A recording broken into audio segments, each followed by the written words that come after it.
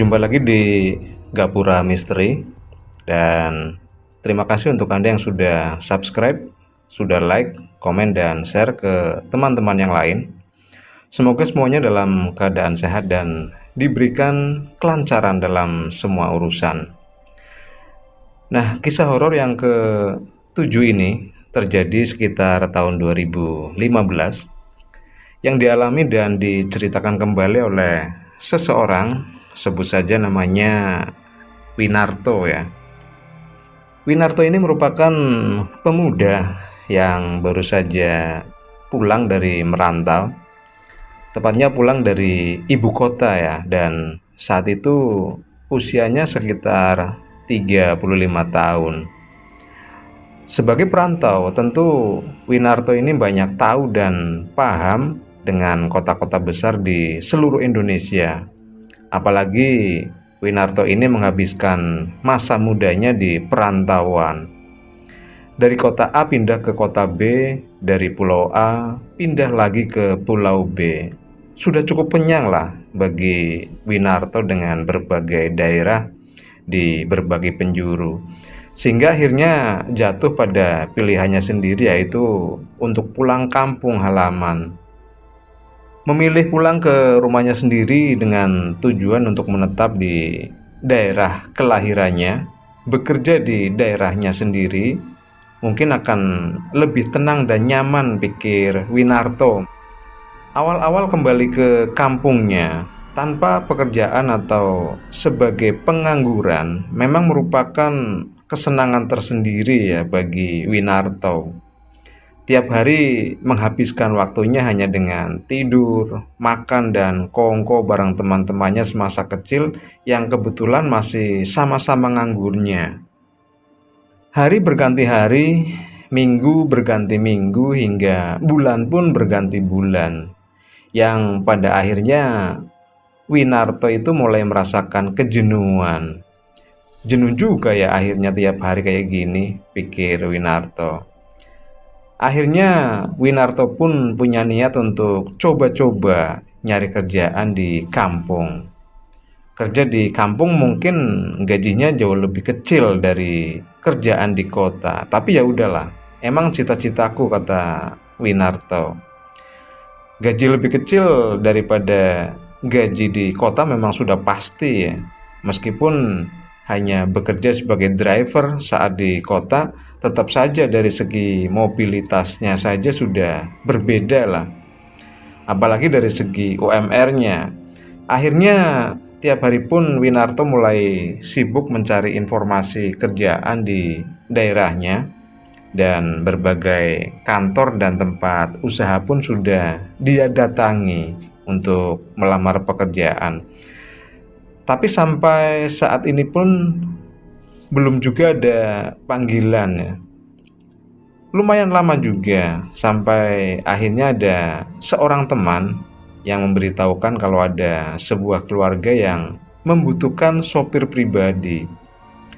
Sebut saja Waryoto, teman Winarto itu. Toh, katanya lagi nyari kerjaan ya. Ada yang butuh sopir, mau nggak? Tanya Waryoto ke Winarto. Ya, karena usianya nggak jauh beda, jadi panggilnya ya pakai panggilan akrab ya gitu ya. Di mana yo? Itu di Pak Zaki. Katanya sih butuh sopir pribadi. Singkat cerita, Winarto pun besoknya langsung ke rumah Pak Zaki ya. Kebetulan juga Winarto kenal dan rumahnya nggak begitu jauh dari rumahnya Winarto. Permisi. Ya, sebentar. Narto, ada apa ya? Tanya Bu Zaki yang pas kebetulan saat itu membukakan pintu. Pak Zakinya ada, Bu. Oh, kebetulan Bapak udah ke pabrik. Emang udah janjian ya? Belum sih, Bu. Ya udah, ntar saya ke sini lagi aja lah, Bu. Oh ya udah, ada pesan nggak buat Bapak? Ya, cuma mau nanya aja sih sama Bapak, katanya Bapak lagi butuh sopir. Udah gitu aja, Bu, pesennya. Oh, masalah itu ya. Kalau cuma itu sih sama Ibu aja nggak apa-apa. Sini duduk dulu. Ntar ibu ceritain, kata Bu Saki ya. Jadi begini Mas Narto, ibu itu butuh seorang sopir sebenarnya untuk antar jemput ibu ke pabrik. Kadang yang antar ibu kalau sewaktu-waktu ada acara. Kalau Mas Narto mau ya nanti Mas Narto boleh kerja di sini. Loh kan ada bapak Bu, kenapa mesti nyari sopir katanya. Ya bapak kan udah semakin berumur Mas. Sudah waktunya untuk istirahat. Oh begitu ya Bu ya. Ya udah kalau begitu saya siap. Ya sudah, kalau memang Mas Narto nggak keberatan dan mau kerja di sini ya mulai besok Mas Narto bisa mulai berangkat. Cuma dengan satu syarat. Kira-kira syaratnya apa ya Bu ya? Syaratnya apa yang Mas Narto kerjakan di sini jangan diceritakan sekali-kali ke siapa-siapa loh ya. Loh, maksudnya gimana Bu? Ya pokoknya begini, Mas Narto itu jangan cerita-cerita ke siapapun lah. Nanti Mas Narto juga akan tahu sendiri, oh baik Bu, saya janji nggak akan cerita ke siapa-siapa. Nah singkat cerita pun Mas Narto permisi pulang dan selama perjalanan pulang, Mas Narto mulai merasakan ada kejanggalan dengan pekerjaan yang baru saja dibicarakan dengan Bu Saki. Tapi karena memang Narto ini butuh kerjaan dan jenuh, sudah nganggur cukup lama, Narto pun gak mau pusing dengan semuanya itu. Singkat cerita, esoknya pun Narto mulai berangkat kerja ke rumah Pak Zaki dan seperti biasa, layaknya seorang sopir, Narto pun mulai dengan ya semacam ngelap-ngelap mobil Pak Zaki. Dan ketika sedang asik-asiknya kerja, Pak Zaki tiba-tiba mendekat Narto. Mas Narto, udah datang rupanya. Oh iya Pak, hari ini saya mulai kerja ini Pak ya. Ya udah, santai aja. Ibu sudah menceritakan semua ke Bapak. Oh begitu ya Pak ya. Syukurlah kalau begitu. Setelah berbahasa basi keduanya, Pak Zaki pun melanjutkan pembicaraannya. Mas Narto, mungkin besok Bapak sama Ibu mau keluar kota. Kira-kira Mas Narto bisa kan ya nganterin Bapak sama Ibu? Ya bisa dong Pak, kan sudah jadi pekerjaan saya itu. Emang mau kemana Pak? Ya sudahlah, entar juga Mas Narto akan tahu. Oh ya baik Pak, baik Pak. Lagi-lagi Narto pun merasakan sebuah kejanggalan di situ. Pak Zak itu aneh ya. Aku disuruh nganter mereka keluar kota, tapi aku sendiri nggak tahu ke kota mana. Aku kan sopirnya, gerutu Narto ya. Ya sudah Mas Narto, untuk hari ini mungkin Mas Narto hanya nganterin Bapak saja ke pabrik. Oh baik Pak, baik Pak. Mobil sepertinya sudah siap ini Pak. Narto pun hari itu mulai mengantarkan Pak Zaki ke pabrik. Pabrik yang cukup besar milik Pak Zaki, dan di kampungnya Pak Zaki ini merupakan salah satu keluarga yang boleh dibilang paling kaya lah. Karena mempunyai beberapa usaha dan salah satunya pabrik yang sekarang mau Narto tuju. Esok pagi pun tiba. Seperti biasa, begitu Narto nyampe di rumah Pak Zaki, dia pun mulai sibuk dengan mobilnya. Apalagi hari itu akan keluar kota. Setelah dicek semua kondisi mobilnya, Narto pun menemui Pak Zaki. Mobil sudah siap ini Pak, mau berangkat sekarang? Ya sudah, kita berangkat sekarang aja Mas, biar nggak kesiangan sampai di sananya. Oh baik Pak, baik Pak. Narto pun merasa heran dengan Pak Zaki dan Bu Zaki yang katanya mau keluar kota, tapi nggak ada barang satupun yang dibawa. Nggak selayaknya orang yang akan keluar kota. Ini seakan kayak orang mau muter-muter di dalam kota aja. Ya pagi itu pun mereka mulai berangkat ya, dan sampai saat itu pun baik Pak Zaki maupun Bu Zaki belum memberitahukan kemana mereka akan pergi. Narto pun hanya menuruti apa kata Pak Zaki, dan kalau Pak Zaki bilang kanan ya Narto pun ke arah kanan. Demikian juga ketika Pak Zaki bilang kiri, Narto pun ikut ke kiri. Bener-bener gak tahu arah tujuan sebenarnya mau kemana. Sampai akhirnya tiba di Pantura dan Pak Zaki pun meminta Narto untuk ke arah barat. Mas Narto, ikuti terus ya jalur Pantura ini dan arah kita terus ke barat ya. Oh ya baik Pak, baik Pak. Setelah itu pun suasana menjadi hening. Hampir sepanjang jalan tidak ada komunikasi, tidak ada tanya jawab. Pak Zaki dan Bu Zaki pun hanya menatap kosong ke depan. Singkat cerita, selama beberapa jam perjalanan dan atas petunjuk arah dari Pak Zaki, sampailah mereka pada sebuah tempat. Tempat itu mirip seperti jalan ke arah sebuah pantai, dan di dekat jalan itu nampak sebuah semacam pelabuhan begitu. Winarto pun sempat bingung, ini mau ada acara apa? Kok tempatnya di sini? Sekilas sih Winarto sepertinya paham dengan pelabuhan dekat jalan itu, tapi sangat asing dengan jalan yang saat ini sedang dilaluinya. Dan saat Winarto sedang memperhatikan daerah sekitar, tiba-tiba, ya sudah Mas Narto, sepertinya kita berhenti di sini aja. Di sini Pak, iya di sini aja. Mereka berdua pun turun dari dalam mobil, dan beberapa saat nampak mereka berdua saling pandang dan saling bicara. Nggak tahu apa yang dibicarakan. Yang jelas hanya mereka berdualah yang tahu. Setelah agak lama, Pak Zaki dan Bu Zaki ngobrol. Mereka pun saling berpelukan, seolah sebagai tanda pamitan. Dari dalam mobil, Winarto pun hanya bisa melihat tanpa bisa ikut ngobrol dengan Pak Zaki.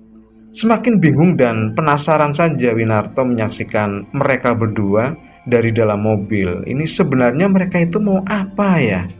Sampai pada akhirnya Pak Zaki pun berjalan ke depan ke arah pantai. Waktu itu matahari sudah mulai berkurang sinarnya karena ya memang sebentar lagi senja begitu. Winarto masih memperhatikan dan melihat Pak Zaki berjalan ke arah pantai. Sementara Bu Zaki pun masih sama menyaksikan suaminya berjalan namun dari luar mobil. Tiba-tiba Winarto sangat kaget ketika melihat Pak Zaki sedikit demi sedikit menghilang dari pandangan. Bukan karena sudah jauh atau tertutup rimbunya pepohonan jalan itu, tapi benar-benar menghilang dengan jelas dalam jarak yang belum begitu jauh Pak Zaki itu. Dan Winarto pun dengan sangat jelas dan detail melihat Pak Zaki itu sedikit demi sedikit lenyap secara fisik ya. Winarto pun di situ benar-benar merinding dengan apa yang baru saja disaksikannya. Karena sepanjang hidupnya baru kali ini melihat kejadian aneh dan ganjil yang tidak masuk akal. Nah, dalam kondisi seolah nggak percaya itu, tiba-tiba, ayo Mas Narto kita jalan, ntar keburu gelap katanya. Winarto pun di situ terkejut dengan suara tadi, yang ternyata itu suara Bu Zaki yang tiba-tiba saat itu sudah berada di dalam mobil di samping Winarto, tepat di tempat duduk depan di sebelah sopir. Winarto pun di situ sampai kaget. Tahu-tahu Bu Zaki sudah di sebelahnya aja. Kali ini agak risih juga ya bersebelahan dengan majikannya, karena waktu berangkat itu mereka berdua duduk di kursi tengah persis di belakang sopir. Ayo Mas Narto jalan. Sekali lagi Bu Zaki tiba-tiba bersuara untuk menyuruh Mas Narto biar cepet-cepet jalan. Oh iya Bu, iya Bu. Lah, terus kita nggak nunggu Bapak ya Bu, kata Winarto. Kita nggak usah nunggu Bapak. Dia sudah nggak ada, dia sudah pergi dan nggak akan pernah kembali lagi. Di situ jantung Winarto seakan berhenti berdetak. Denyut nadi pun seolah hilang dari raga. Kaget bukan main mendengar jawaban Bu Zaki. Maksudnya gimana Bu? Sudah kita jalan aja dulu, ntar Ibu ceritakan di jalan. Oh ya baik Bu. Maka jalanlah Winarto dan Bu Zaki. Bener juga. Akhirnya di tengah perjalanan Bu Zaki pun cerita ke Winarto. Mas Narto, masih ingat ya janji Mas Narto waktu awal mau kerja di Ibu. Jadi jangan cerita ke siapa-siapa pun hal yang Mas Narto ketahui dari Ibu maupun Bapak. Oh ya masih ingat Bu. Mosok kayak gitu aja lupa. Baik kalau begitu, Ibu akan menjelaskan kenapa Bapak tidak akan pernah kembali lagi. Jadi begini Mas Narto. Di keluarga kami, di keluarga Ibu, tepatnya itu Bapak dan Ibu itu sudah melakukan sebuah pesugihan, sudah melakukan sebuah perjanjian dengan salah satu makhluk gaib lah intinya kayak gitu. Dan tepat hari ini merupakan hari terakhir atau habisnya kontrak pesugihan itu. Makanya Bapak hari ini tuh menyerahkan diri ke makhluk gaib itu untuk dijadikan tumbalnya. Astagfirullahaladzim, astagfirullahaladzim. Jadi ternyata iya Mas Narto, kami melakukan pesugihan itu untuk mempertahankan pabrik kami agar berkembang dengan cepat karena ya pada waktu itu hampir bangkrut begitulah karena tajamnya persaingan dan lain sebagainya. Winarto pun di situ sangat kaget mendengar penjelasan dari Bu Zaki dan mulai berpikiran kemana-mana. Jangan-jangan nanti giliran saya yang ditumbalkan, pikirnya. Mas Narto itu nggak usah khawatir, nggak usah berpikiran yang macam-macam. Mas Narto itu aman bekerja di ibu, nggak usah punya pikiran apa-apa. Karena nanti yang akan nyusul bapak di kemudian hari itu bukan siapa-siapa, tapi ibu sendiri. Ibu sendiri yang nantinya akan menyusul bapak untuk ditumbalkan, bukan orang lain. Winarto pun di situ nggak habis pikir. Kenapa ya keluarga Pak Zaki ternyata keluarga pemuja setan? Sampai akhirnya singkat cerita pun sampailah mereka di rumah Bu Zaki. Ya, rumah Bu Zaki yang kali ini tanpa Pak Zaki. Sekitar jam 3 pagi Winarto pun langsung pamit pulang karena benar-benar capek dan masih nggak ngerti dan shock atas banyak hal yang dialaminya hari ini. Nah, suatu ketika pun pernah ada niatan untuk menceritakan hal ini ke Waryoto ya, sahabatnya yang sudah ngasih info kerjaan kemarin-kemarin ke Winarto. Tapi karena sudah kadung berjanji dengan Bu Zaki, maka niatnya itu pun diurungkan. Dan dia pun hanya cerita ke channel Gapura Misteri dan itu pun sudah disamarkan baik nama maupun tempatnya. Nah, demikian kisah horor yang dialami Winarto pada sekitar tahun 2015. Terima kasih untuk Anda semuanya. Jangan lupa subscribe, like, komen, dan share ke yang lainnya. Dan bagi Anda yang punya pengalaman horor dan ingin berbagi dengan teman-teman yang lainnya di Gapura Misteri, bisa dikirimkan melalui email ke gapuramisteri@gmail.com. Terima kasih sekali lagi dan sampai jumpa lagi di video yang berikutnya.